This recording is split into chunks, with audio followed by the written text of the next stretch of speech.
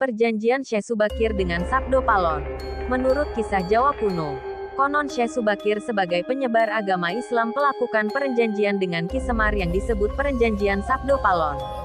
Syekh Subakir adalah tokoh penyebar Islam pertama di tanah Jawa. Kisah ini diceritakan dalam tulisan lontar kuno karya Sunan Derajat atau pengikutnya. Syekh Subakir merupakan ulama berasal dari Persia. Beliau dianggap sebagai generasi pertama wali sanga yang menyebarkan Islam di Jawa.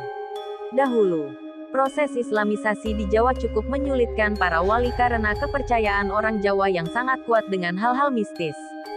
Setelah diperintahkan Sultan Muhammad Al-Fatih, Syekh Subakir pun datang ke tanah Jawa bersama orang kerajaan Keling India. Sampainya di Jawa, Syekh Subakir menuju Gunung Tidar yang dipercaya sebagai pusat beradaban tanah Jawa. Ia pun meletakkan batu Aji Kalacakra yang mampu menteralkan daya magis jin.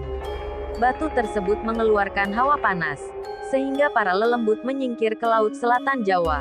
Ki Semar ikut terganggu sehingga Syekh Subakir dan Ki Semar bertanding.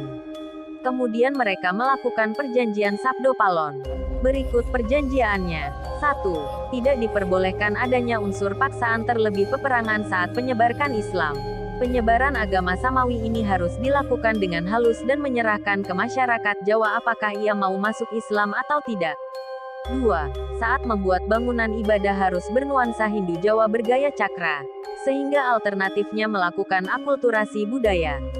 Jadi meski tempat peribadatan memiliki gaya Jawa asli namun penyebaran ilmu-ilmu Islami tetap dilakukan. 3. Boleh mendirikan kerajaan Islam dengan syarat ratu pertama adalah anak campuran agama. Jadi misalnya jika bapaknya Hindu ibunya Islam dan sebaliknya. 4. Tidak boleh merubah orang Jawa menyerupai orang Arab. Orang Jawa harus tetap menjaga budayanya dan kepribadian aslinya. Jika orang Jawa kehilangan kepribadian aslinya maka Ki Semar akan membuat perkara dalam kemunculannya 500 tahun lagi. Syekh Subakir menghargai keempat perjanjian itu. Namun untuk nomor 4 beliau menjelaskan jika ada perkembangan zaman itu bukan kuasa beliau jadi biar Allah yang menentukan.